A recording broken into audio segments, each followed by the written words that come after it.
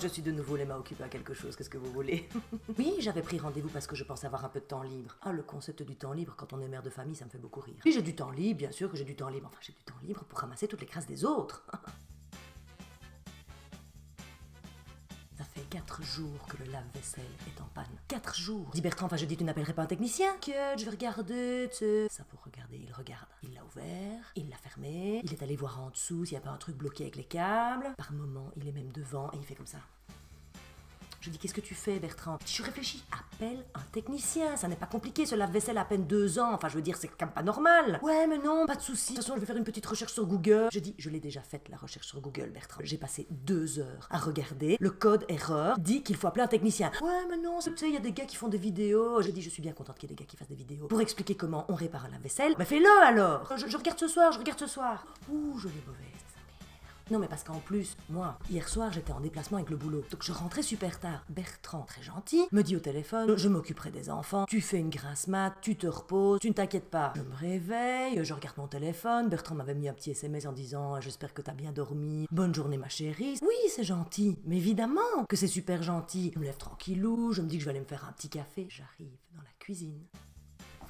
Voilà, c'est le petit déjeuner, plus un reste des légumes d'hier, plus encore des casseroles avec de la nourriture. Ah bah, vous comprenez bien, faire la vaisselle avec les enfants quand il est seul avec eux, 2 choses comme ça, les enfants et la vaisselle.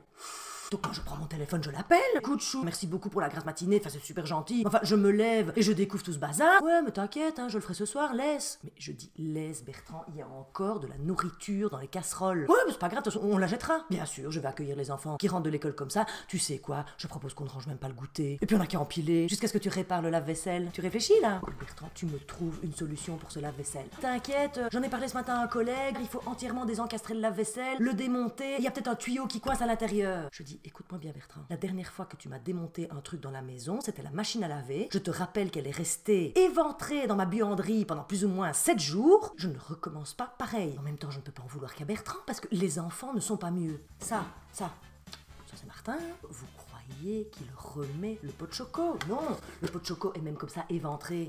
Il dit, il y a même du choco qui coule dessus. Oui, bah on le dépose, hein. C'est tellement plus facile. Oui, les céréales. Ah, ça c'est Thibaut, hein, évidemment. Vous croyez qu'il a refermé la boîte? Vous croyez même qu'il a refermé le petit sachet? Rien. Et alors, les filles qui ne mangent pas leurs croûtes. Enfin, ce n'est quand même pas normal de ne pas manger ses croûtes. Mathilde va avoir 5 ans, elle devrait quand même manger ses croûtes.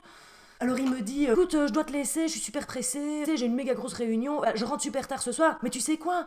Demande aux enfants de t'aider à faire la vaisselle, mettez de la musique, faites un truc sympa. Oui. Oh bah Bertrand, il s'imagine que je rentre comme les 7 nains de Blanche-Neige de l'école, aïe, aïe ho, on rentre du boulot, et qu'on est cool, et qu'on fait un petit peu d'accordéon. Je dis, mais tu sais quoi, mais oui, on va faire ça, je mettrai de la musique à fond, ça va être génial. Et là, vous savez ce qu'il me répond? Ah, t'as toujours des bonnes idées, envoyez-moi vos ondes, hein, parce que moi j'ai une putain de réunion, qu'est-ce que j'aimerais être avec vous? Ah mais il ne se rend même pas compte. Ah ben il ne se rend même pas compte que c'est moi qui dois tout ranger. Merde!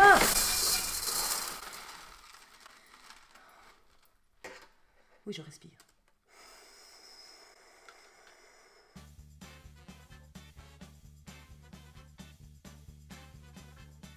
Voilà, j'ai des Coco Pops. Oh, ça crépite. Ça me donne envie de pleurer. Comment dites-vous que quand la vie met devant nous des épreuves ou des choses contre lesquelles on ne sait rien faire, il vaut mieux lâcher prise? Oui. Ça crépite dans mon évier. Oui, mais je vais lâcher prise. Je peux y arriver. Oui, enfin, je peux y arriver. Ah, j'ai des pensées de... Je vous jure que si le lave-vaisselle n'est pas réparé ce soir, ces pensées, là, eh ben, je vais y faire de plus en plus attention. Moi, quand j'étais jeune, je rêvais d'avoir une famille, de cette vie tous ensemble, de cette joie, de ces enfants qui courent, voilà, dans des champs, un peu comme dans La Petite Maison dans la Prairie. Oui, je me voyais bien comme Caroline Ingalls. Oui, parce que Caroline Ingalls, elle est tout le temps heureuse. Et Caroline, elle met son petit chapeau, elle va dans son chariot, elle est heureuse. Et quand vous regardez les magazines, ça a l'air tellement zen, tellement bien. On nous ment pour nous forcer à nous reproduire. C'est ça, en fait. Oui, je suis très noire. Oui, mais là, honnêtement, quand je vois l'état de mes mains, eh ben, il y a de quoi.